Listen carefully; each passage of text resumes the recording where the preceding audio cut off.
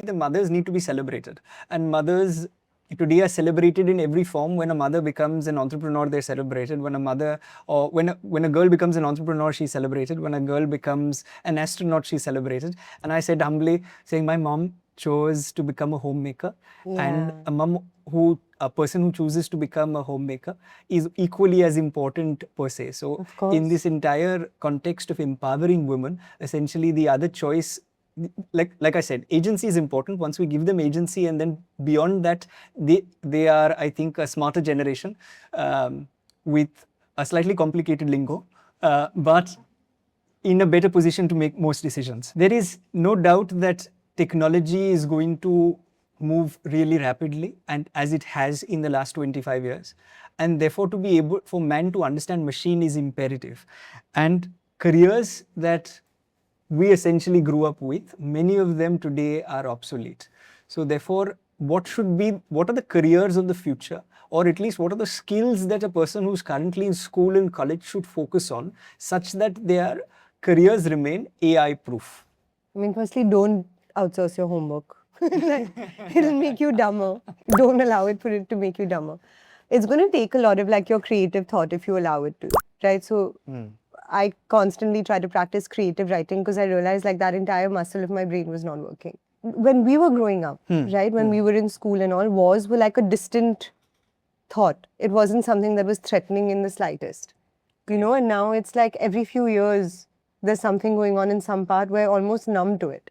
The world is constantly changing and there are going to be new threats.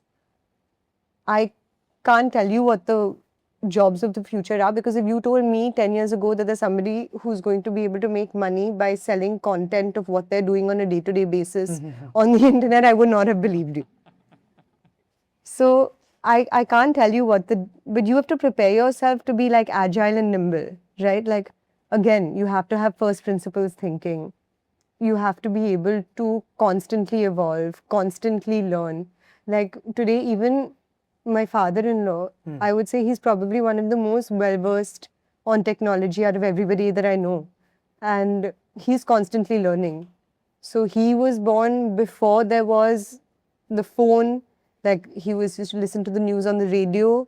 So you have to just like constantly upgrade your skills, constantly prepare yourself and learn how to learn, right? So important.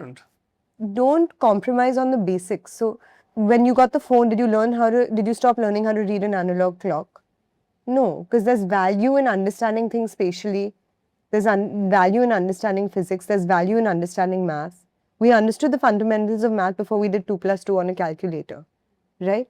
So make your basics strong, learn how to think, learn how the world works, and then I think you'll be competitive in any field. I didn't study pharmaceuticals, but I work in it. Like, I don't know what you ended up studying. Finance. Yeah, but you're leading. Yeah, exactly. So Yes. who knows what the world has? Like, I don't know, but don't allow that to take away your joy of learning. Like, constantly want to upgrade yourself and then you'll do well. And the smart kids, engaged. Another thing I must ask you, because you said that you were leading the company now and you have been doing so much in terms of expanding the company. What has been the most difficult thing for you? Like for me, the biggest challenge and the biggest problem was to be taken seriously when I started the organization. 15 years ago, I was half my size, if that's possible.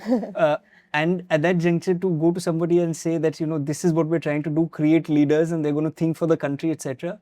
And then they would ask saying, spell leader first, Rishabh. So the idea that to be able to be taken seriously was a great problem that I faced.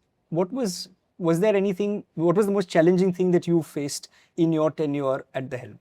I don't know if you guys, but mine is like more internal. I think it's like about self-doubt. Like I was a good student. Like constantly, I was an engaged student. I did well in college, things like that.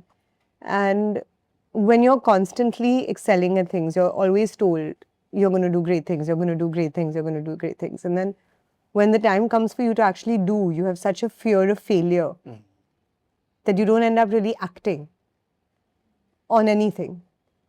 It took me a long time, like I'm in my 30s now, I'm 31. All of my 20s, I had this massive fear of failure. So I would constantly only follow, right? Because I thought that if I do and if I fail, then what everybody's constantly said about me will become a lie. and I'm not really that I'm not really that intelligent, or I'm not really that capable. So that was tough for me to get over.